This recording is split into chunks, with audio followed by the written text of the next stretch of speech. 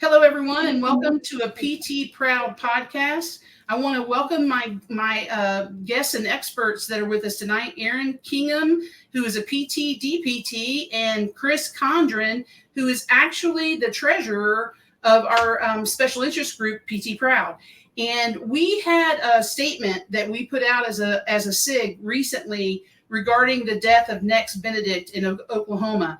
And these are the two folks that are most responsible for that statement being created. Can y'all speak a little bit about why that was important that we had a strong statement in this situation?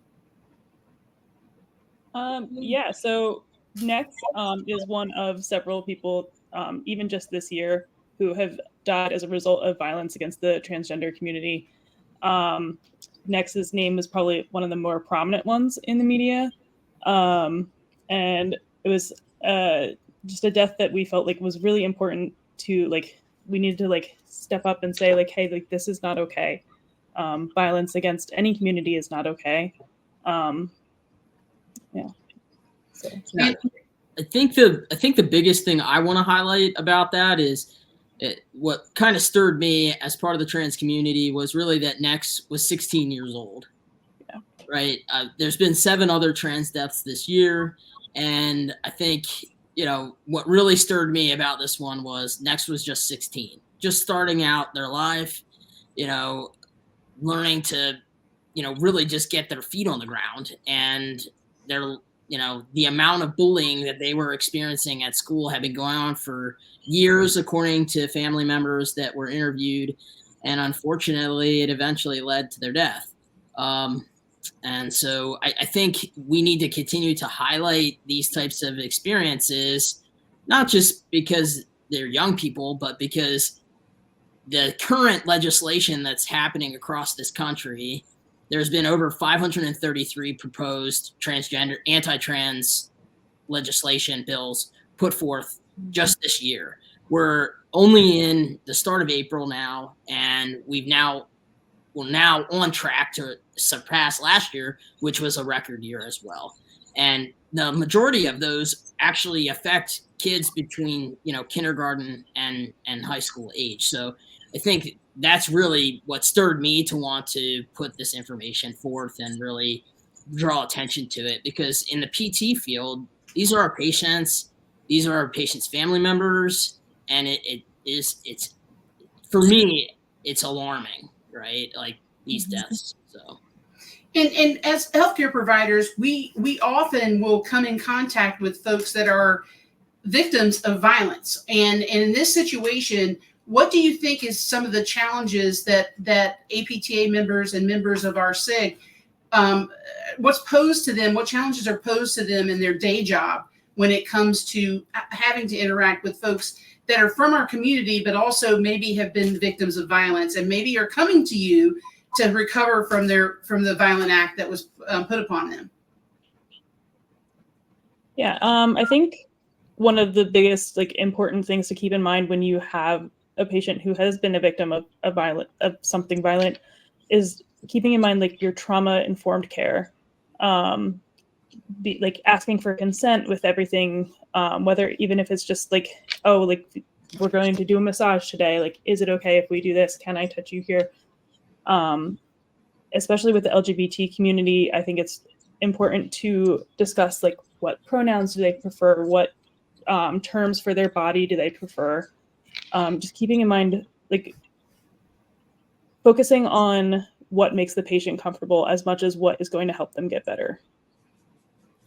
And creating a safe space, right? And maybe advertising and putting on your literature that you are a safe space. I know that myself, when I go to receive my health care, I often look for those things and look for the applications or the information sheets that I have to fill out and what genders are allowed on that sheet, how things are expressed on that sheet. I think that's super important and super relevant to what we do every day. Chris, tell us a little bit about this legislation. What kinds of things are you seeing the most of in the legislation, and how does that relate to this?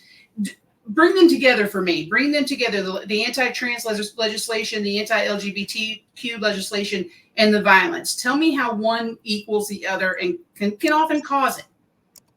Yeah, so I think in the case of Nex's case anyways, and what many of us experience, I even experienced it in my youth, is around bathrooms. And so particularly in the United States right now, there's 11 bills that are basically stating that you must use the bathroom that aligns with the sex in which you were assigned at birth.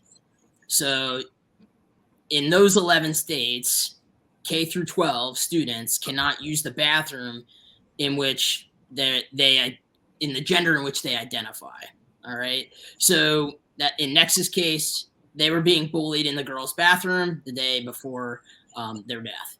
And so those experiences correlate with repetitive trauma, essentially. And so even if they're not experiencing physical trauma, right, in those spaces, the emotional trauma is something that we should certainly be aware of. In addition to bathroom bills, there's many other things going on. One big one is gender affirming care, right? So we know that gender affirming care can really present in many different ways, depending on how you choose to affirm your gender. So one, maybe seeking mental health therapy, right? Oftentimes, depending on how your state operates, whether it's on an informed care basis, like an informed consent, meaning someone can pursue gender affirmation without the recommendation of a medical provider. In another state, there's a gatekeeper, which is typically mental health. So you have to have a written documentation, which is what WPATH standards of care suggests, right? So depending on which your state operates under, that dictates whether or not a young person can pursue that based off of their parents signing off on that, right?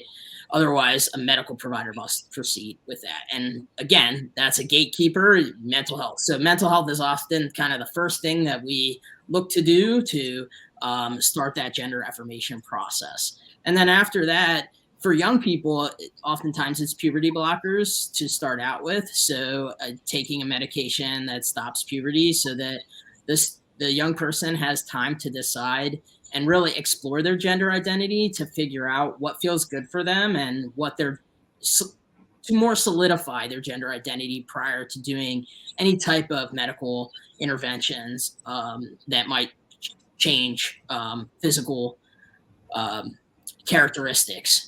So then after that, it may be gender affirming hormone therapy. So most states that permit those types of interventions allow that to happen with a consent from a parent and a provider to manage that interaction or that intervention.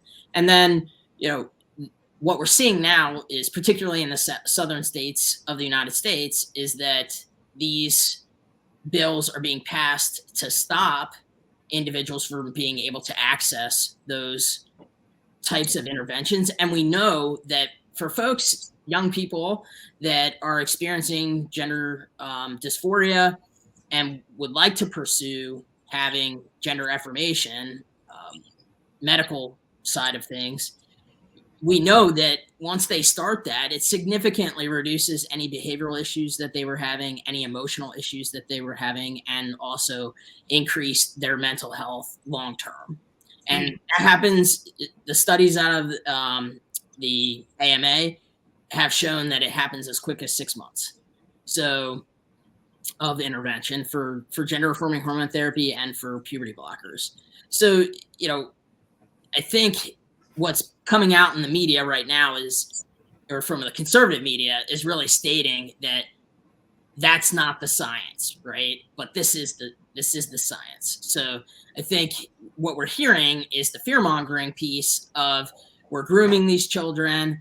We're having medical providers doing this as experimentation on children, and we don't really know what happens to them long term. And that's just simply not true. These studies have been going on for decades. So it's really important to understand that the amount of data that we have on this is so much stronger now than it was 50 years ago. So we know so much more about the efficacy of those types of interventions. And I think how this really kind of plays out for our patients, right, is in some of these states, like in Texas, for example, they're trying to criminalize, well, they have passed legislation that essentially criminalizes a parent that aids their child in gender affirming care. So potentially you have a young person come into your clinic who's pursuing gender affirming care, and it's disclosed that they're pursuing gender affirming care. Well, we are mandated reporters.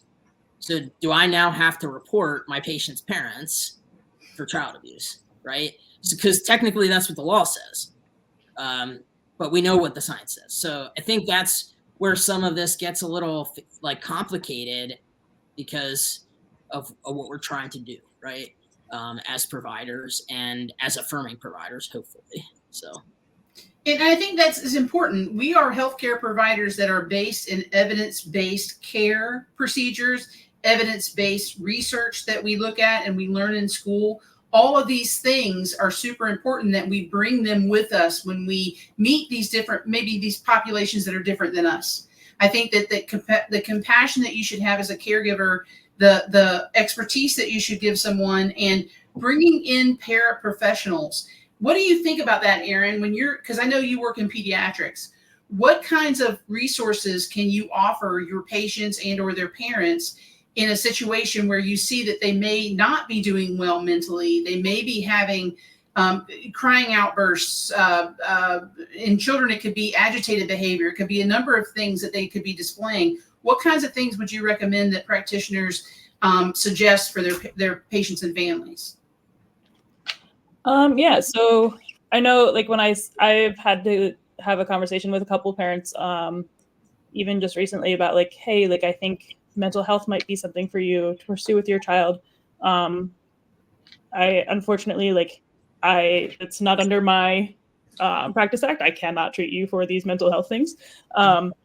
But I am seeing this behavior and this behavior, which leads me to think that there's something bigger going on. And it might be really helpful for you and your child to pursue therapy. I have a list of like resources in our office that I'll like make a copy of, and just talk to the parent that way, usually. What about you, Chris? I know you have an extensive background in adult outpatient therapy. What sorts of resources do you have? You guys are both in Pennsylvania. Let me just say that first of all. I'm in the great state of Florida, and I say that great in quotation marks, because the things that are going on down here, just to give you kind of an example, they're not just injuring our community. They're injuring the entire community. Brief story, my neighbor her son has brain cancer. And her son is 7 years old, and he has been undergoing brain cancer treatment for the last 5 years of his life. And one of the things that his treatment has caused is precocious puberty. He was starting to grow facial hair. He was starting to do things because there was a lot of steroids involved in his treatment. And one of the things that they requested from their pediatric oncologist were hormone blockers to stop the progression of the precocious puberty. Well, guess what? In the great state of Florida, he had to have special commendations. It took 3 times or 4 times as long before he could get the treatment that he needed medically for something that they knew what was happening because of some of these laws that are happening down here. So I think, Chris, if you can share any of the resources that you see in the adult population, that would be wonderful for our listeners, I bet. Yeah, I think the biggest thing to remember, one, as we interact with our patients, we need to commit to confidentiality, particularly when it comes to the mental health side of things. So if you are engaging with your patient and you're picking up on some potential mental health stuff, if they have someone with them, that's not the time necessarily to have that conversation. Flat out, maybe asking, are you comfortable if I share this, if I share some of this information, or we engage in this conversation, so that we're respectful of that confidentiality piece. The same thing in pediatrics. I think that's something that I speak to a lot when I engage with folks about the pediatric side of things, because we're constantly, as we engage with young people in the clinic, even in outpatient, even though I'm not doing like developmental pediatric work, I often have young athletes in my clinic who are under 18, and their parents come with them. And if I have concerns about mental health, right, I'm engaging from a place of cooperation and having that patient really kind of engage in that conversation with me and helping make that decision before we start engaging parents. And then in addition to that, from a gender affirmation stance and potentially like a sexual orientation piece as well with pediatric situations, if someone outs themselves to you and then you're engaging with them as a young person and you have mental health concerns, it's never your role to disclose their identity to a parent, right? Because then we could potentially put them in an unsafe environment where, you know, we know with the pandemic, with our young people really experienced a lot of trauma during that time of having to be stuck at home with non-affirming parents that could potentially have been, well, we know they were very abusive to LGBTQ youth during that time. Mm-hmm. And so understanding that what you say could potentially put them at risk, even though you have the best of intentions of getting them help. You don't want to disclose their identity. You want to just say, look, like, you know, your child is is showing some signs of potential, emotional or mental health stuff. I would like to recommend that you see this resource. And I always tell folks as clinicians, we should have like a host of referral sources, right? Yes. If you are looking for affirming providers, OutCare Health has a directory of affirming for LGBTQ plus affirming providers that you can access. So I would connect with that group first. If that's not successful, there's some platforms out there like Plume, Plume, that is an app that you can get gender affirming care through. And there's many others. Those are just two right off the top of my head here that I know have directories and can provide quick access. And I just want to mention that again, outcare.com, OUTCARE.com, and Plume, PLUME. That is a great resource. And I think that, we need to remember as providers that we have a mandatory reporting part of our job and our legal job. So if we know that children are being mentally or physically abused, then we have a mandatory obligation to report.